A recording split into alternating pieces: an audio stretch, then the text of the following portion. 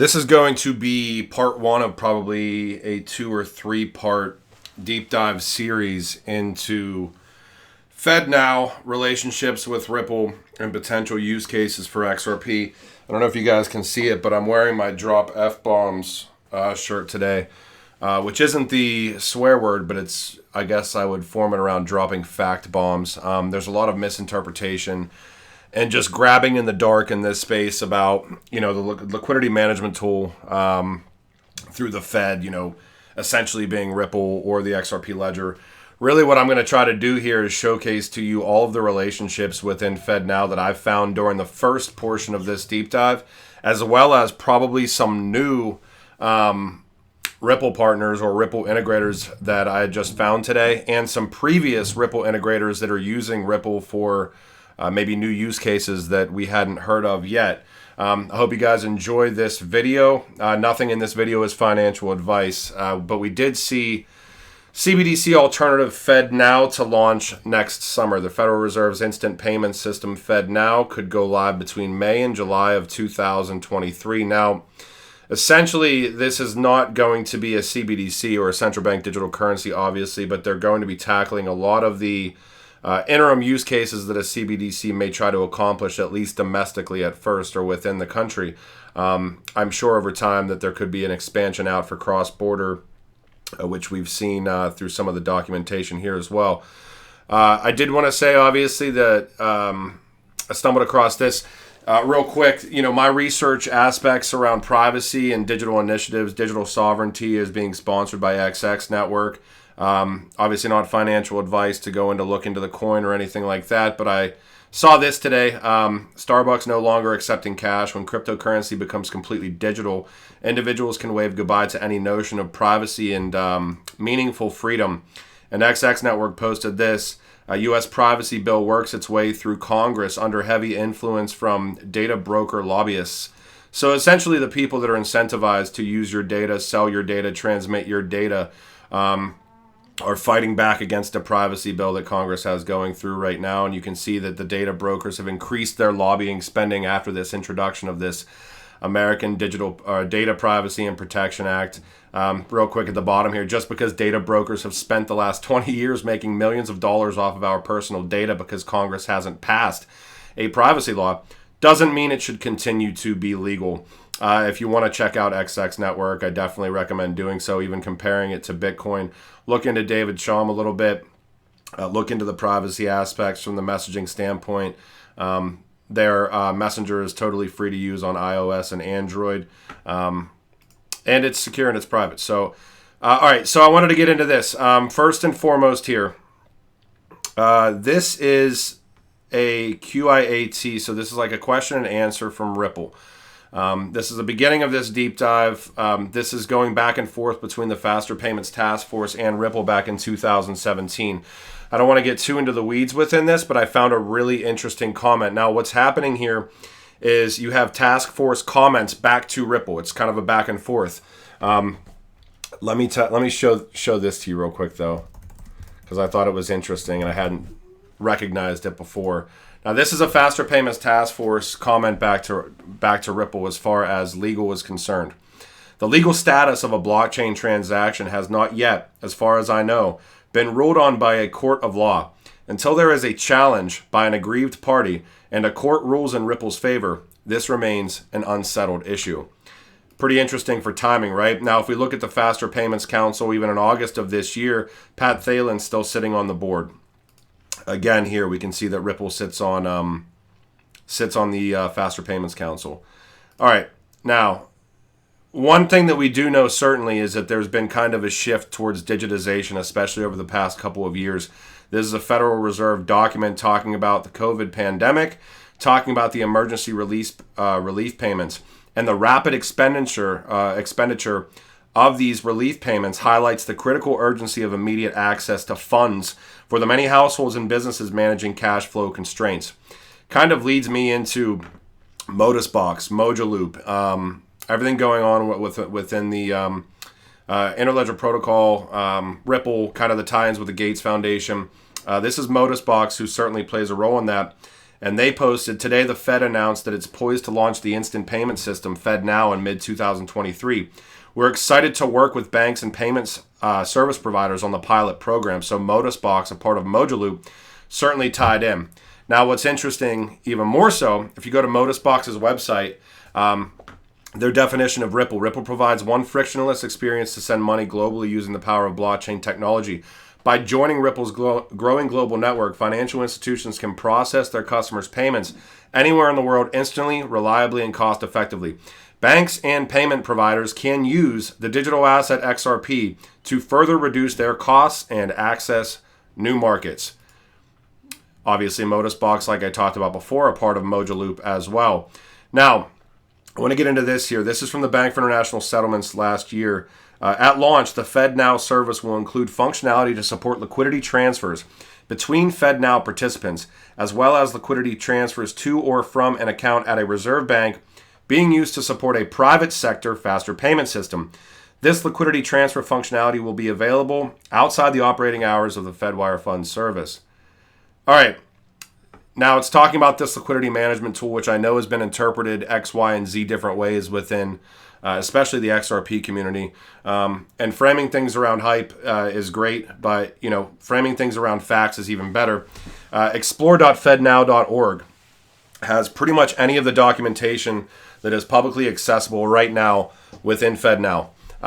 This is where I started really deep diving today because it talks about all the integrators within FedNow. You can go to the technology tower. There's a plaza. You can scroll down here and see planning, community center, all these different things here. But I'm going to take you guys through what I started going through today, which is 91 providers, okay? This is a service provider showcase within FedNow. So this is anybody that is providing services into FedNow. I got through 2 full pages here, and these are the rest of my links with 2 full pages. This is how crazy this deep dive started going. To start with, oh, it mixed it up on me. Shoot. All right, well, regardless. To start with, regardless of the fact that it mixed it up on me, I'm going to go through the first 2 pages that I made it through here. And these are all parts of this aspect within FedNow. Volante, first and foremost, is a service provider and the service provider showcase. Now, what's interesting within this is the solution that Volante is facilitating is Volpay. Now, if you go into services and products to support the FedNow service, oh look, extensibility to traditional cross-border payments, SWIFT, and next-generation cross-border, Ripple, Visa Direct, Visa B2B, MasterCard Send, and others. So Ripple tied right in there. We know that Volante also is XRP enabled. Thank you to Matthew Liny. Will XRP be a possible settlement mechanism for the platform? Volante's platform can be used to settle through XRP via our Ripple connection. All right, the next one that was in the showcase was Cross River Bank. Cross River Bank has been tied into Ripple since 2014. They are certainly a part of they are a part of this service provider aspect within FedNow. Next one is Euronet and Ria Money Transfer. Euronet and Ria Money Transfer, both a part of the FedNow service provider list. And if you check back here, let me find it here. Yeah. Ripple signed an agreement with Ripple that gives Ripple access to Ria's global physical and digital footprint, while also allowing Ria's customers to connect and transact with Ria's network, which includes more than 200 financial institutions worldwide. The next one that was in that Federal Reserve FedNow showcase is Finastra, and the solution is Global Pay Plus within FedNow. And we can see Global Pay Plus is tied directly into the private system, which is the clearinghouse. That's the other private real-time payment system in the United States. And they integrated using the Payment Services Hub, Fusion Payments. An early adopter of real-time payments now gives its clients the ability to receive real-time payments transactions already using Fusion Payments, which is formerly Global Pay Plus. Can go back to Global Pay Plus all the way back in 2017. Ripple had been integrated all the way back into 2017. These are all just FedNow service providers, okay, out of 90 of them, okay? And I made it through 2 pages, 2 full pages out of 11. Ripple and Finastra, so we have XRP as well tied into here with on-demand liquidity. Now, if we get into this is where it starts getting probably some information that not a lot of people were aware of. This is a submission sheet that I found through the Faster Payments Council. This is probably about a month or two old. Now, it's a pretty heavy document. I went in and consolidated it all down. There was tons and tons of lines within here.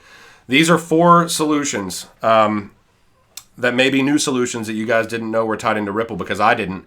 And Fidelity Information Services, we knew that they had a Ripple connector, but this is showing that their FIS Instant Payments is directly tied into Ripple. So let's start with Juniper Payments Hub, and to give you guys a heads up, just so you know, which directories or networks are supported / interoperable with the solution that all 4 of these institutions are mentioning. The first one we can see is Juniper Payments Hub. Juniper Payments Hub supports FedNow, Pilot / Planned, FedACH, FedWire, Swift / Ripple. The second one is Iliad Solutions, which is very interesting, and we'll get into that in a second. Iliad Solutions, Visa, Visa Direct, Venmo, Zelle, Real-Time Payments, FedNow, FedACH, FedWire, Swift, and Ripple. Fidelity Information Services, which we knew had a Ripple connector, but this is Fidelity Information Services Instant Payments, and the solution is the Open Payment Instant Payments Platform through Fidelity. And we can see right here, Real-Time Payments, FedNow, Pilot Planned, FedACH, FedWire, Swift, and Ripple. And last but not least, we have Assert, which is essentially a stress testing company that deals in a lot of banks. And this is called VersaTest. And Visa, Visa Direct, MasterSend, PayPal, Venmo, Zelle, FedNow, FedACH, FedWire, Swift, and Ripple. So I'm going to tackle these one at a time here because I think a lot of this is new. All right, first and foremost, we have Iliad Solutions. We saw that they supported RippleNet. This is UL Solutions, which is also part of that FedNow solutions provider. And Iliad Solutions collaborate to offer security testing and technology for adopters of the FedNow service. Now, if we go a little bit deeper into Iliad here, ACI Worldwide, which some of you that have been around in the XRP community for a while know that they're kind of a really old school Ripple integrator. They were tied into this T3 platform. This T3 platform basically is called T3 Switch. ISO 20022, 200 payments interfaces, 5,000 transactions per second, enterprise-grade browser-based electronic payment testing platform, allowing automated testing and simulating any endpoint into a single solution. And they certainly support Ripple as well as part of their Faster Payments Task Force submission. Juniper Payments is the second one that I did not know was a partner with Ripple. Juniper Payments transaction services provide key interfaces and automation to any financial institution leveraging Juniper's connectivity, payment entry, transaction management connectivity to the Federal Reserve and third-party providers. We go into their payments hub. They have direct integration into Fed Global's interface. Juniper provides a simplified method for originating and sending cross-border ACH payments with our Federal Reserve Fed Global Interface service. This unique service provides an intuitive and compliant international ACH origination process while adding flexibility to how banks and credit unions manage foreign payment transitions. The next one is Fidelity Information Services. Now, if you're not aware, Fidelity Information Services has been tied in with Ripple for a while now. They have a Ripple not developed on blockchain. It has already built a connector to the Ripple network. And now we know that their instant payment services can directly deal in Ripple. What's interesting, very interesting within Fidelity, if you go into this is their payment service here. Look what they're basically saying, who we serve. And it's a crossover to crypto. Let Fidelity Information Services help you make the leap from traditional to digital assets across payments, banking, and capital markets. All right. This is kind of older stuff within Fidelity. Last but not least, we have, the last organization that I did not know had integrations within Ripple, and they are called Assert. Our clients are cross-industry and include many Fortune 500 companies, as well as smaller companies. Here's a sample of the industries and clients for which we have provided solutions. Banking, Bank of Central Asia, Barclays, HSBC, Canadian Imperial Bank of Commerce, Citicorp, Lloyds, Royal Bank of Scotland, Scotiabank, Transbank, US Bank. You can kind of run the gamut here, right? VersaTest is the platform that is integrated with Ripple. It is a ready-to-go testing solution that provides any company needing to improve their testing with a simple yet powerful tool to fast start the process. Yeah, I mean, like I said, it's stress testing, right? It's essentially automated testing for, something like RippleNet. Yeah, I hadn't seen any of these before. You can see they're doing stress testing, EFT testing, EMV, ATM, all sorts of different aspects, faster payments testing, ISO 20022 testing. This all certainly deals in what is going on with FedNow and their service providers. So it's a lot. I mean, even if I were just to randomly scroll through here, Junifunds, we saw Juniper Payments is Ripple now, and I think that was an unannounced one that I found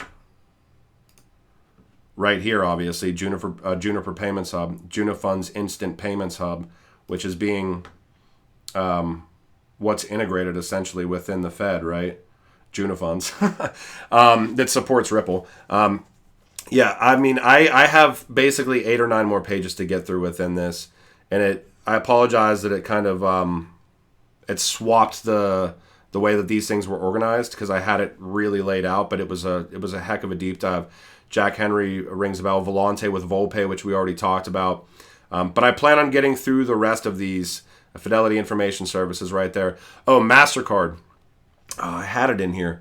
I think it was Mickey B. Fresh that did, or that found an interview with the VP at MasterCard saying that MasterCard was a Ripple partner, obviously, as well.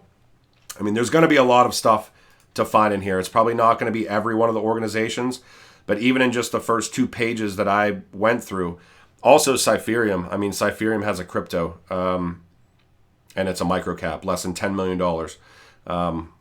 Yeah, so I'm excited to get through the rest of this. Like I said, this is probably going to be a 2-part or a 3-part thing. I know it's a lot of information to get through, but not saying that XRP is definitively going to be used, but just saying that those rails more than likely exist, and there's a lot of integrators within FedNow's service providers that have certainly probably interoperability within. I mean, RippleNet certainly, but the potential to utilize XRP doesn't mean it's going to be utilized. This is Iliad on demand for the FedNow service, which we talked about, this T3 platform down here as well. T3 testing platform for real-time payments with Ripple partnership, and exactly what they're doing here. T3 on demand for FedNow. I didn't see those last 4 before. We knew Fidelity Information Services had a connector, but I didn't know that the instant payments were actually interoperable with Ripple. So yeah, I hope you guys enjoyed this video. Again, this is going to be probably a little bit of a series here. Let me know if you guys liked it, and if you did, I'll make sure I do part 2 and part 3 as well. All right, I'll talk to you guys when I talk to you. Thanks. Bye.